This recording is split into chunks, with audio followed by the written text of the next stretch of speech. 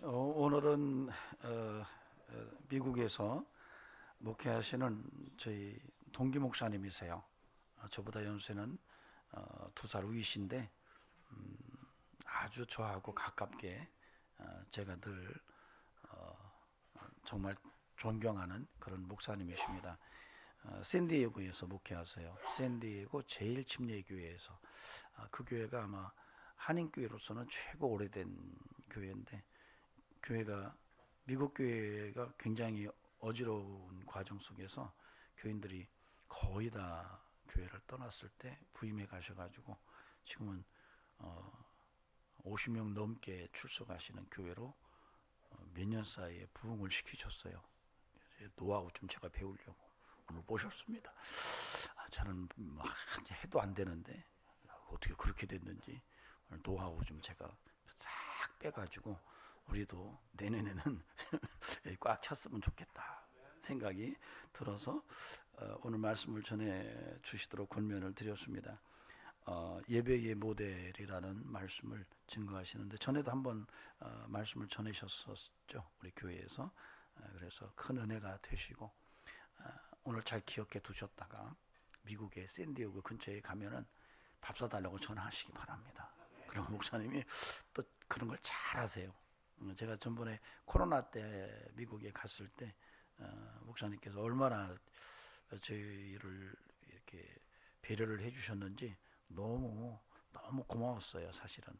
근데 저는 그렇게 못 해드려가지고 참 마음이 편치는 않지만 오늘 예배를 통해서 은혜 받으면 그게 답이 될 줄로 믿습니다. 예, 나오실 때 여러분 박수로 환영해 주시면 고맙겠습니다.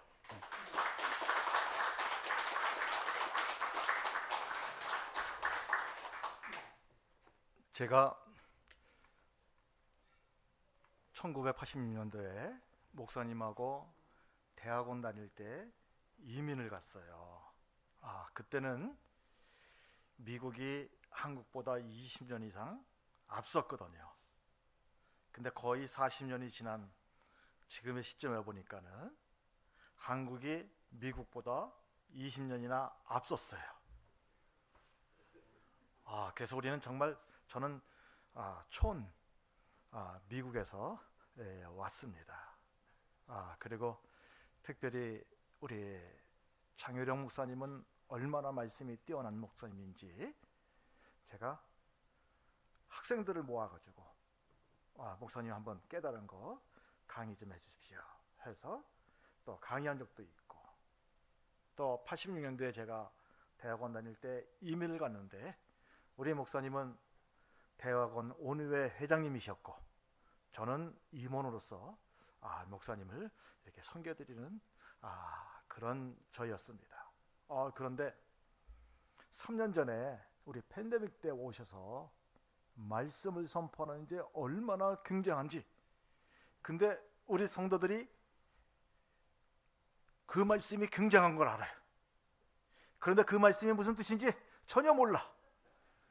저도 목사님이 설교하시는 말씀을 이제 어쩌다 한 번씩 듣거든요. 듣는데 이 말씀이 너무나 놀라운 거예요.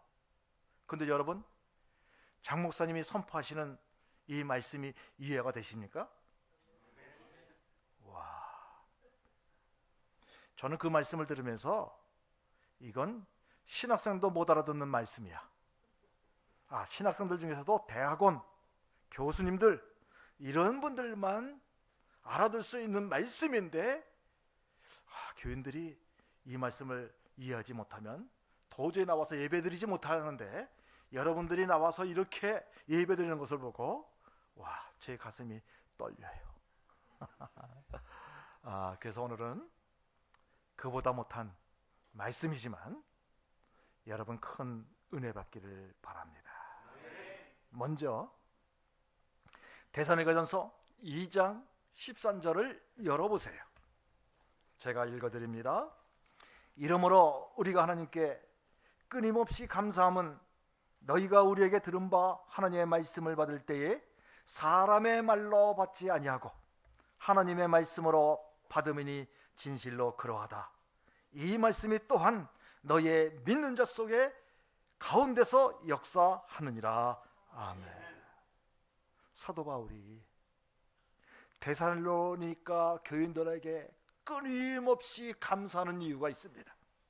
그 이유는 여러 가지도 있겠지만 단 한 가지를 고른다고 한다면 그들이 하나님의 말씀을 선포할 때 사람의 말로 받지 아니한다는 것입니다.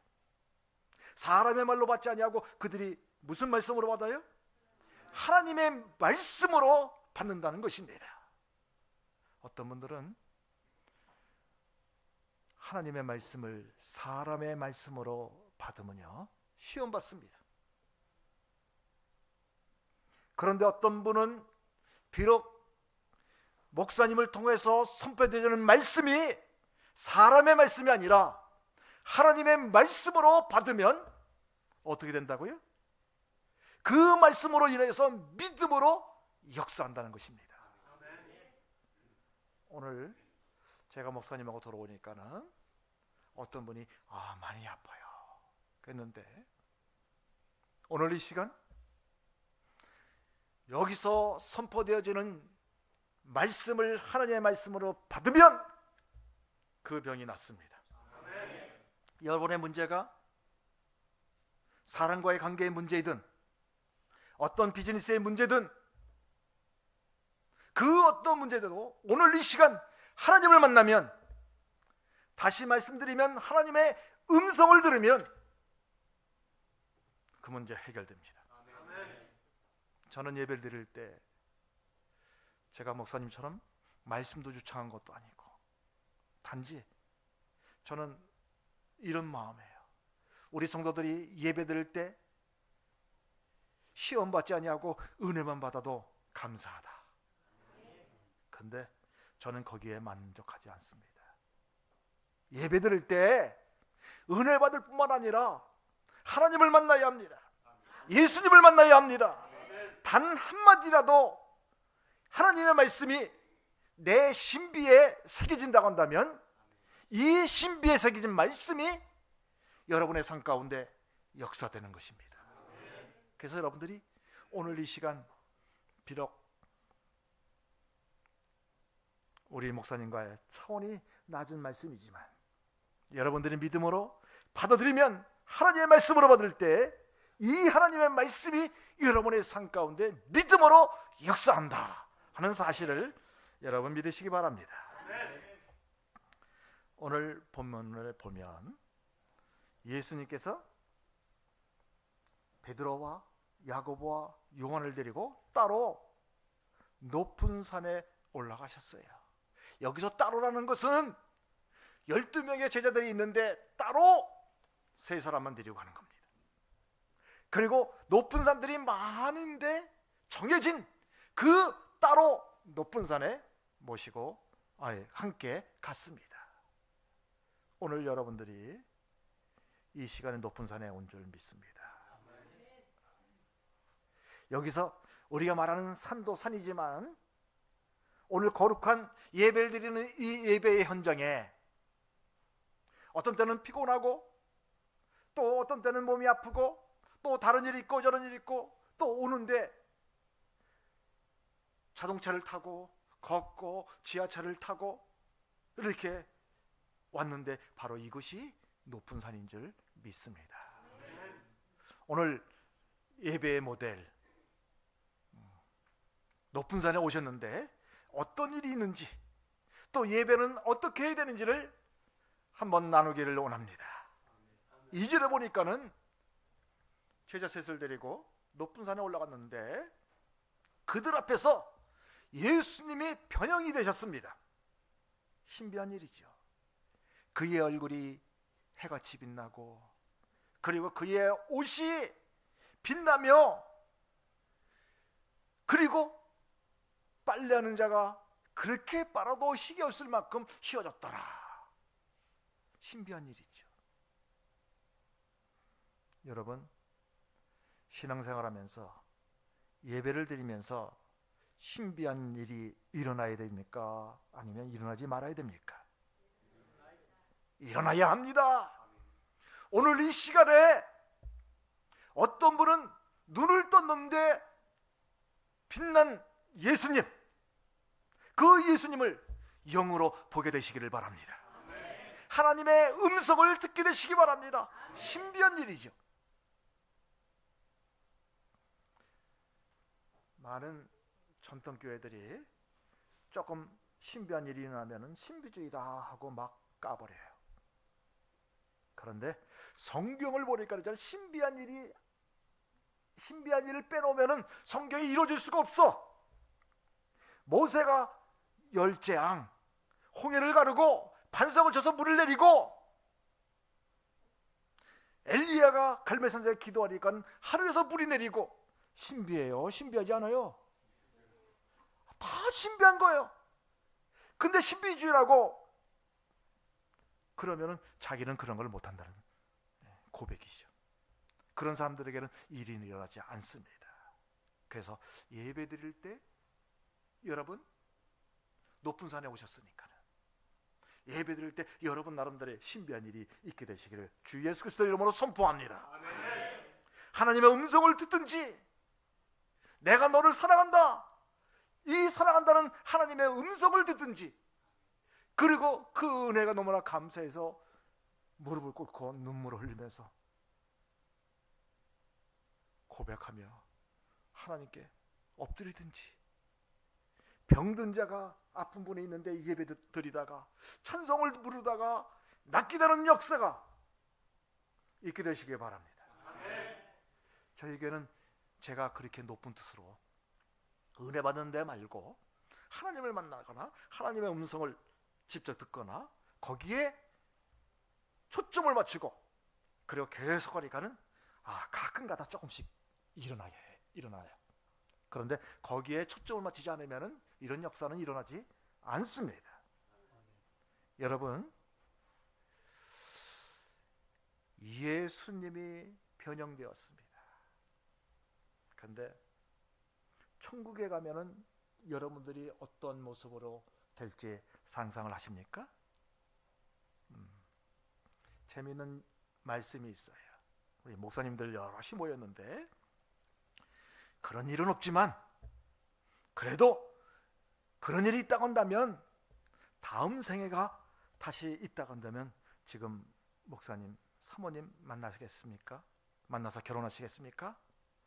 그래도 목사님은 손드는 분들이 있어요. 근데 어떤 사모님들은 대부분 있잖아요. 지금 목사님하고 결혼 안 하는데. 그런데 어떤 목사님이 나 내 아내 거 결혼 안 합니다.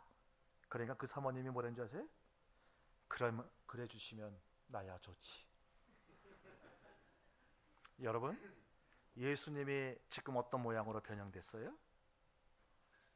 우리가 천국에 가면 내 모습 이대로? 이것이 아닙니다. 어떤 모양으로 변형되는지 우리 빌립보서 3장 20절을 한번 열어보시기 바랍니다. 빌립보서 3장 20절을 보니까는 그러나 우리의 시민권은 하늘에 있는 자라 거기로부터 구원하는 자 곧 주 예수 그리스도를 기다리노니, 21절 그가 만물을 자기에게 복종하게 하실 수 있는 자의 역사로 우리의 낮은 몸을 자기의 영광의 몸의 형체와 같이 변하게 하시리라. 아멘. 어떻게 된다고요? 지금 우리의 낮은 몸의 형체를 예수님의 영광의 몸의 형체로 변하게 된다는 사실, 그게 천국입니다. 그런데 여러분, 혹시 예배드리다가 내가 천국에서 어떻게 변화하는 그런 모습을 영원으로, 환상으로도 보게 되시기를 주 예수 그리스도 이름으로 선포합니다. 아멘. 예배는 이래야 합니다. 그런데 놀라운 것이 있어요. 그때 예수님과 누구하고 대화하고 있어요? 모세하고 엘리야. 이 사람들은 어느 때의 사람입니까? 모세는 적어도 예수님 오시기 1500년 전의 사람. 우리 엘리야는 구약학을 전공하신 목사님 아실 거예요. 예수님 오시기 몇 년 전에 사람이신가요? 몰라요.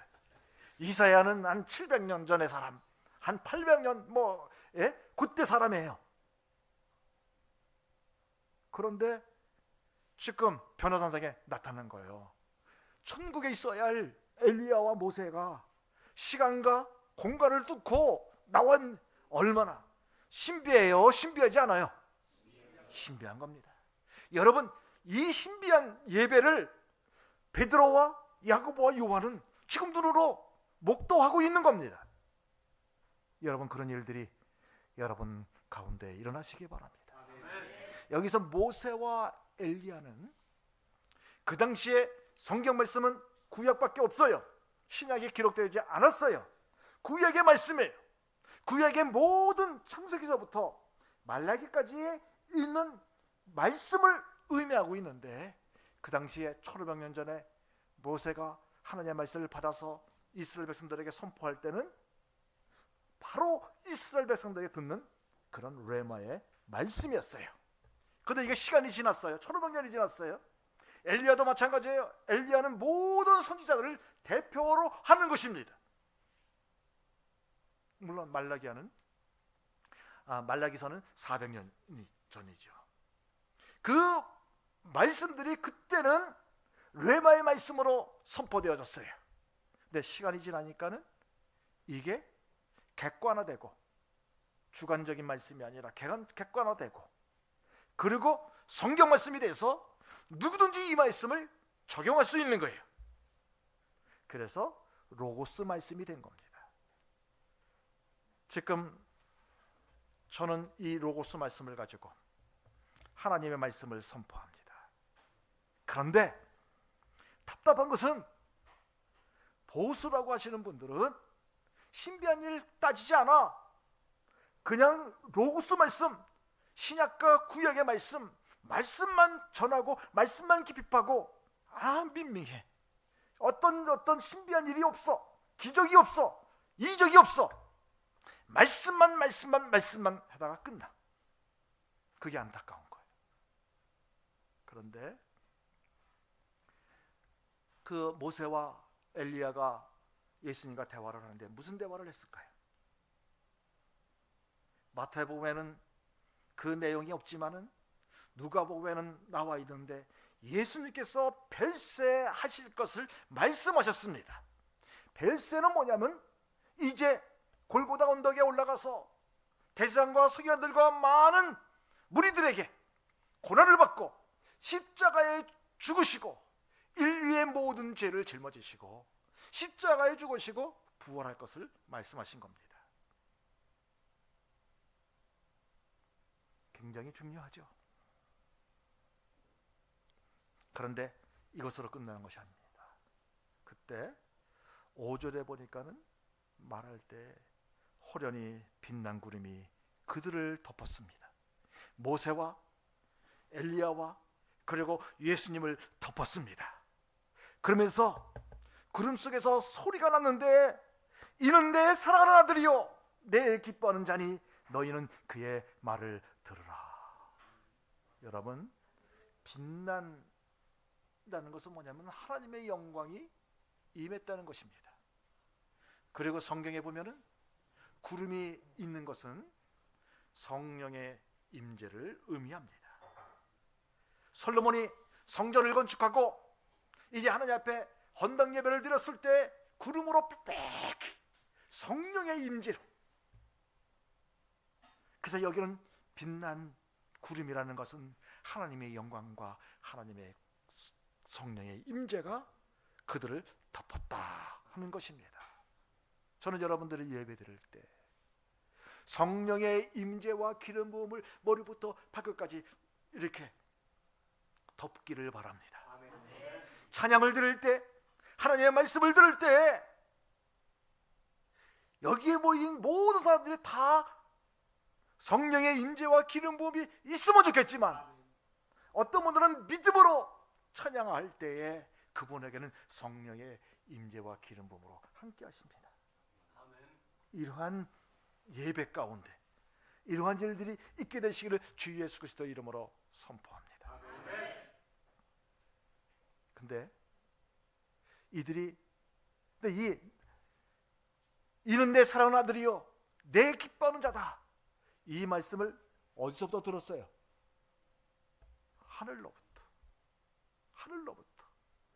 하늘로부터 직접 듣는 것은 레마의 말씀이라 그러는 거예요. 오늘 이 성경 말씀, 로고스의 말씀을 가지고 의제 목사님이 선포를 할 때에 이 말씀은 로고스의 말씀이에요. 선포할 때 여러분들이 말씀 중에 레마의 말씀으로 들어야 합니다. 하나님이 너는 내 아들이다, 내가 너를 사랑한다, 그 문제 해결됐다 하는 이러한 하나님의 말씀이 선포될 때, 이러한 하나님의 레마의 말씀이 예배드리는 가운데 일어나면 해결된 겁니다. 저는 예배드릴 때마다 이런 일들이, 복 있는 교회에 예배드릴 때마다 이런 믿음의 역사가 일어나게 되시기를 주 예수 그리스도 이름으로 선포합니다. 사도 바울이 끊임없이 감사하는 이유는 하나님의 말씀을 선포할 때에 너희가 사람의 말로 받지 아니하고 하나님의 말씀으로 받음이니 진실로 그러하다. 이는 믿는 자 속에서, 하나님의 말씀 믿는 자 속에서 믿음으로 역사하느니라. 저는 정말 3년 전에 딱 우리 교회 오셨어요. 제가 그리고 시무한 지 1년 딱 되더니 5명 있다고 해서 가니까는 3명밖에 없어요. 주일날 오전에는 한 사람 나와, 물론 몇 분 가끔가다 나온 사람이 있지만, 그 저녁 예배는 수화 및 토요일과 주일날 있잖아요, 장사, 시장에서 장사하는 사람들이 있어요. 그 끝나고서 7시에 예배를 드려요. 그리고 1년 있다가 목사님이 딱 오셨어요. 근데 이 팬데믹이 시작될 때 하나님께서 저에게 이런 마음을 주셨어요. 하나님, 이 팬데믹 가운데 믿음을 체험하게 하여 주옵소서. 이삭이 흉년의 때 농사를 지어서 100배의 소출을 거둔 것처럼 이 어려운 때에 믿음을 경험하면 더 어려운 핍박이 오고 환난이 와도 넉넉히 이길 수 있음을 하나님이 그런 마음을 주셨어요. 그래서 근데 믿음으로 역사하기 시작하는데요, 병든 자들이 막 낫는 거예요. 요즘은 참 이상해요. 교회에서 병든 자가 나면은 이상한 교회다라고 목사님들이 먼저 손가락질해. 그게 정상인가요? 아니, 예수님의 사역 중에서 병든 자를 얼마나 많이 고쳤어. 그래서 저는 좀 지혜롭게 병든 자를 치유했다, 치유하는 교회라고 하지 않고 믿음이 역사하셨다, 그렇게 표현을 해요. 또 두 번째는 재정에 어려운 사람들이 막 재정의 돌파가 일어나는 거예요. 재정이 회복되어지는 거예요. 교회도 그렇고, 그리고 우리 성도들 그렇고, 우리 가정도 얼마나 그런 일이 일어났는지, 너무 자랑이 될까 봐 제가 말씀 못 드리겠어요. 이 재정의 돌파가 일어났다 그러면 사람들고 이상한 교회다 라고 하진 않더라고요. 다들 부러워. 근데 병든 자가 있다면 그 이상한 교회 아닌가? 그러단 말이에요. 믿음의 역사가 세 번째로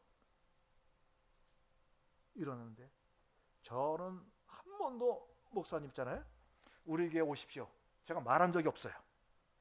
그런데 어떤 분을 만나면은 우리 교회 좀 나오십시오, 속으로 그런 마음은 가득 찼지만은 입으로 제가 안 했어. 그래서 우리 교회 지금 나오신 분들이 제가 오라고 그러신 분이 없어요. 근데 하나님이 막 보내주시는데, 교회 잘 다른 데서 교회 잘 적응하는 사람들이 왔을까요? 아니면 적응하지 못하고 상처받은 사람들이 왔을까요? 상처받은 분들이 왔어요. 근데 그분들이 신앙이 회복이 되는 거예요. 저는 이것도 믿음의 역사라고 그래요. 이 세 가지 믿음의 역사가 일어났는데, 저는 목사님 말씀을 들어보면 얼마나 놀라운 말씀인지, 우리 장혜영 목사님이 이런 말씀을 증거하시는데 이런 말씀은요, 여러분들이 아시는지 모르겠지만은 10,000명 그런 데서 증거하셔야 할 말씀이에요. 그런데 여러분들이 장현홍 목사님을 통해서 선포되는 그 말씀이 이해된다면 놀라운 거예요. 아직까지도 우리 교회 오시면은 이제 한번 오시기 바랍니다. 오시기 바랍니다. 그 가장 힘들 때 제가 있잖아요. 힘들 때 오셨어. 이제는 괜찮아요. 그래서 우리는 회개연도가 10월 1일부터 9월 30일까지인데 작년에 10월 달에 있잖아요. 재정보고를 했어요. 제가 이제 재정보고는 성도 여러분들이 감사가 돼서 이 항목이 잘못됐습니다. 왜 돈을 왜 재정을 이렇게 씁니까? 따지고 막 그러는 자리가 아니라 이 재정 보고하는 결산하는 우리는 예산도 없어요. 예산을 안 세웁니다. 하나님 원하시면 그냥 쓰는 거예요. 그런데 이 결산하는 자리는 하나님께서 1년 동안 우리에게 얼마나 복을 주셨는지, 그리고 그 복을 하나님 뜻에 맞게 잘 썼는지 하나님 앞에 영광을 돌리는 자리지, 여기서 재정 보고하면서 싸우고 뭐하고 그런 자리가 아닙니다. 이제 우리가 이제 두세 번 이렇게 했는데요, 재정 보고하면서 했잖아요. 박수가, 우레 같은 박수가 3번이나 나왔습니다. 그 첫 번째는 제가 갔을 때 하여튼 2, 3년 동안은 마이너스입니다. 그래도 건물은 있어가지고 건물 예배당이 있고요, 교육관이 있고 또 식당을 위했던 친교실이 있습니다. 그런데 그거 어떻게 운영합니까? 교인 5명, 3명 놓고 안 되죠. 근데 뭐 2년, 그 당시에는 작년 10월 때는 1년 10개월 됐는데 선교하는 교회가 13군데, 그리고 2군데는 그냥 지역 선교 이런 거죠. 그렇게 됐었습니다. 그랬더니 선교하는 교회가 이렇게 됐다고 많은 분들이 박수를 쳤습니다. 그리고 두 번째는 뭐냐면 은행빚 다 갚았다고, 은행빚 다 갚았다고 잖아요. 박수를 치고. 목회자가 은행빚이 있으면요, 목회하는데 얼마나 무거운 짐을 지고 목회하는 줄 아십니까? 완전히 죄로가 되어버린 거예요. 그리고 세 번째는 또 박수 소리가 나왔는데 그 재정부장님이 하시는 말씀이, 우리 목사님 그동안 너무나 적은 사례비를 받아가면서 지금까지 인내하시고 그랬었는데 이제는 이제는 뭐냐면 지금도 만족하지는 않지만 그래도 어느 정도 이렇게 해드릴 수 있어서 감사합니다 하고 박수가 터져나갔어요. 얼마나 감사한지. 저는 제 나름대로 목회를 했잖아요. 첫 목회를 하와이에서 했는데 실패를 했어요. 두 번째 목회는 저 노스캐롤라이나에서 개척을 했는데 회복의 목회를 경험했어. 그 다음에 세 번째는 알래스카에서 목회를 해가지고 중형교회 가가지고 막 3년 4년까지 막 부흥하는 교회, 그리고 교회도 건축까지 했어요. 그리고 이제 LA 와서 이제 한번 대도시 한번 해보자 했는데 대장암 3기에서 4기를 걸렸고, 그리고 목회를 50대 초반서부터 할 수가 없었어. 얼마나 내가 땅에 내려갔는지 죽음의 사선을 넘었습니다. 키모테라피를 12번 했습니다. 근데 제가 암 걸렸던 사람 같아요? 아주 강건합니다. 다시는 그런 암을 걸리고 싶지 않지만 그 가운데 하나님이 주시는 은혜와 축복이 얼마나 큰지 모릅니다. 이게 지금 목회의 밑거름이 되어서 말도 떠듬떠듬 하지만은 하나님께서 역사해 주시고 계세요. 근데 여러분, 많은 목사님들이 있습니다. 이상하게 말씀을 전하는 분들이 무지무지 많습니다. 그런데 저는 한 번도 성도들에게 헌금 내라고 쥐어짜서 얘기한 적이 없어요. 1년 반 전인가? 작년인가? 재작년인가? 2년 전에 우크라이나 전쟁이 일어났잖아요. 그때 한번 우리 성경헌금 하십시다. 그리고 우크라이나 그 사람들이 우리 한국 사람 같은 그런 마인드더라고요. 전쟁 끝날 때까지 우리는 선교합니다. 그래가지고 선교를 했는데요, 많은 분들이 감동이 돼가지고 그냥 막 헌금을 막 하는 거예요. 목사님, 그때 내 사례비도 더 올려받고 싶잖아요. 그리고 교회가 무너진 데가 너무나 많아. 보수할 것이 너무나 많아. 그것보다도 하나님이 원하시는 것을 먼저 했더니, 그 다음에 성도들 가운데 성도들이 다 감동하는 거 아닙니다. 그 중에서 몇 사람들이 감동해서 막 헌금을 내기 시작하는 거예요. 그래가지고 이제는 제가 지금 먼저 하나님이 원하시는 것을 먼저 했습니다.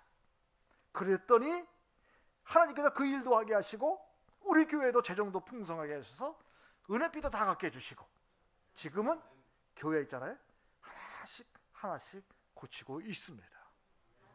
근데 얼마나 감사한지, 이 모든 것이 은혜입니다. 저는 오늘 이 시간에도 이 말씀을 여러분 들을 때에 사람의 말로 듣지 아니하고 하나님의 말씀으로 받으면은 믿음으로 역사합니다. 그 브라우스, 이렇게 빨간 이렇게 브라우스 입으신 권사님이시죠? 오시다 그랬는데 좀 아프시다 그랬어요. 제가 압니다. 우리 장 목사님 치유의 은사가 있습니다. 근데 장 목사님이 선포할 때 이 말씀, 하나님의 말씀으로 받으면 그 치유의 질병이 낫습니다. 그리고 여러분의 문제가 어떤 것이든지 오늘 여러분의 영과 혼과 육이 하나님께만 올라야만 하는 거예요. 우리의 영은, 거듭난 영은 하나님의 말씀, 하나님의 예배만 집중하도록 돼 있어요. 근데 문제는 혼이 예배드리다가 말씀을 드리다가 자꾸 이렇게 마실라가 나가 다시 오고 이러면은 역사가 안 돼요. 그러나 우리의 영과 혼과 몸이 다 주님만을 바라보면서, 참으로 파수꾼이 아침을 기다림보다도 목마른 사슴이 시냇물을 찾기에 갈급한 것처럼 우리의 영과 혼과 우리 내 몸이 주님만을 바라보면서 말씀을 듣는다고 한다면 거기에 믿음의 역사가 일어난 줄 믿습니다. 저는 오늘 본문의 말씀을 통하여 이런 믿음의 역사가 여러분의 예배드릴 때마다 일어나게 되시기를 주 예수 그리스도 이름으로 선포합니다.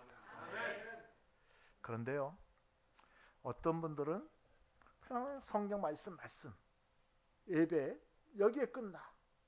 또 어떤 사람은 신비한 일 있잖아요. 말씀을 지켜놓고 신비한 일 그것만 추구해. 또 어떤 사람들은, 제가 하나님의 음성 듣지 말라는 얘기 아니에요. 하나님의 음성 들어야지. 하나님의 음성 듣는데 거기만 꽂혔어. 다른 거 다 필요 없어. 그게 진정한 예배일까요? 예배 가운데 이런 일들이 다 일어나야 될 줄 믿으시기 바랍니다. 그럼에도 불구하고 나중에는 여기 뭐라고 그래요?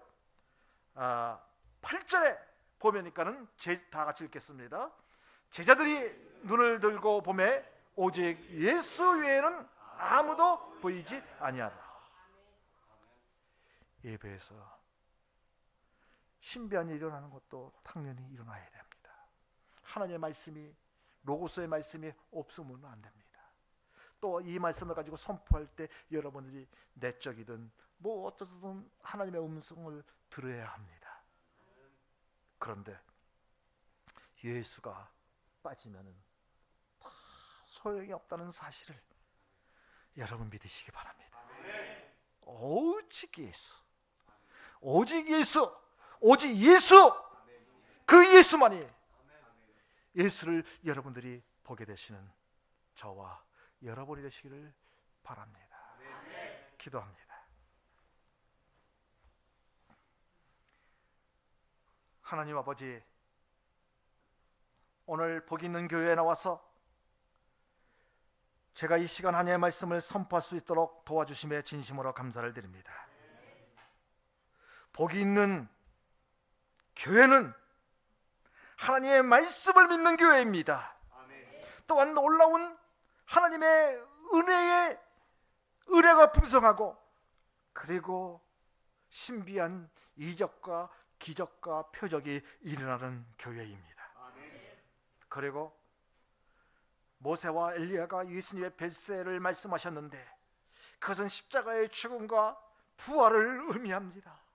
이 십자가의 부활을 붙잡고 오직 예수님 말씀을, 예수님만 바라보고 예배드리는 그 교회가, 그 예배가 진정 주님이 원하시는 예배인 줄 믿습니다. 뿐만 아니라 하나님의 말씀이 선포될 때 예수님이 이는 내 사랑하는 아들이여 내 기뻐하는 자다, 베드로와 야고보와 요한이 이 음성을 들은 것처럼 우리도 예배드리는 복 있는 교회의 모든 성도들이 다 하나님의 음성을 듣고 예수님만 바라보고 나아가는 그러한 하나님을 깊이 계시는 교회가 되게 해주심을 감사합니다. 이제는 우리 주 예수 그리스도의 원하시는 은혜와 하나님 아버지의 지극하신 사랑하심과 성령의 감화감동 역사 충만하심이 마태복음 17장 1절부터 8절에 나타난 예배의 모델이 되어서 이 교회에서 예배드릴 때마다 이런 일들이 다 일어나기를 사모하고 그리고 이루어지게 되기를 주 예수 그리스도의 이름으로 기도합니다. 축원합니다. 아멘.